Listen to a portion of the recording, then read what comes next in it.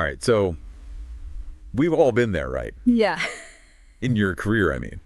It's not always smooth sailing. It's like, you're going along and then bam, setback. Exactly. Like, And it okay. could be so disheartening. But, the thing is, those setbacks, they don't have to be the end of the story. Right. They can even make you stronger, make you, well, more resilient. Exactly. And that's what we're diving into today.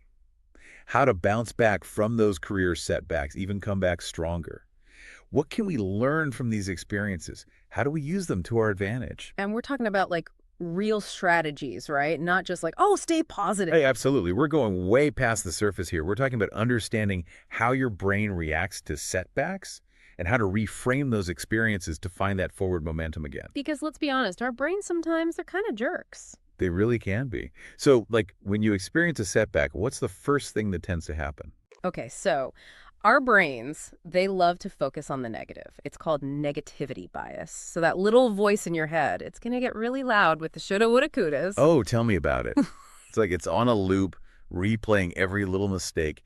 And honestly, it can feel pretty paralyzing. Right. And that's why it's so important to interrupt that loop. And that's where active reflection comes in, but not dwelling, like we talked about. Okay, so what's the difference? Because I think that's where a lot of people get stuck.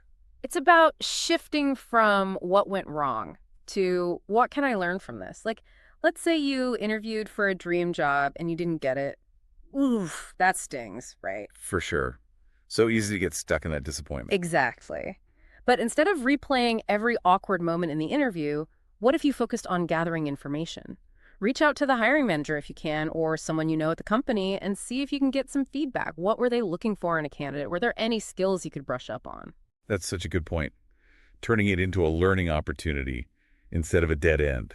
It reminds me of this time early in my career. I had to give this big presentation, and like everything that could go wrong did. The projector died. I totally blanked on my talking points. It was a mess. Oh, I feel that. Public Uh, speaking can be brutal. the worst. Oh. And I just wanted to crawl under a rock and hide. But I knew I had to do it again, so I asked a colleague for feedback. And it wasn't always easy to hear, but it was so valuable.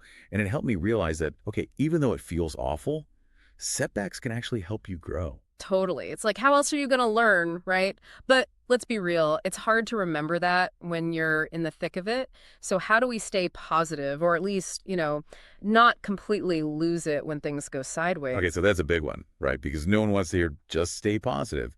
It can feel super dismissive when you're struggling. Absolutely. And it's not about ignoring the negative feelings because those are real and you got to process them. It's more about acknowledging them and then consciously choosing to focus on your strengths too. Right, like giving yourself a realistic pep talk. So think about this, listener. What's one thing in your career you're really proud of? Hold on to that feeling. Yes, because that's your evidence.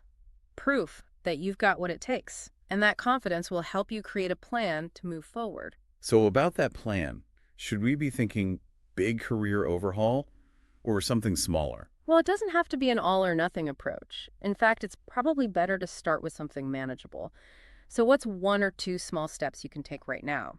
If we stick with the job interview example, maybe it's reaching out to a mentor for advice. Oh, great point. Or even just updating your LinkedIn profile. Exactly. Small steps lead to big changes. But speaking of big changes, thinking long term is important too. What are one or two specific goals you can work towards? Maybe a new certification or brushing up on some skills. And this is where a good support system is so key, right? Because we don't have to do this alone. 100%. And there are so many different types of support out there. Mentors, for example, can offer incredible insights from their own career journeys, or a colleague who might have a different perspective on things. It's like having a personal board of advisors for your career, which, come to think of it, everyone could use, right? Right. And don't be afraid to be vulnerable.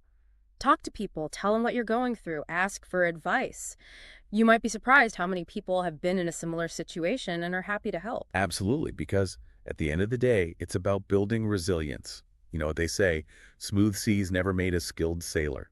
I love that. And it really speaks to this idea of having a growth mindset. Psychologist Carol Dweck, she talks about this. It's about viewing challenges not as failures, but as opportunities to learn and grow. So powerful. So for everyone listening, as you navigate those inevitable career bumps, remember, what's one small step you can take today to keep moving forward, even if it's just one thing? You've got this. We believe in you. We're all in this together.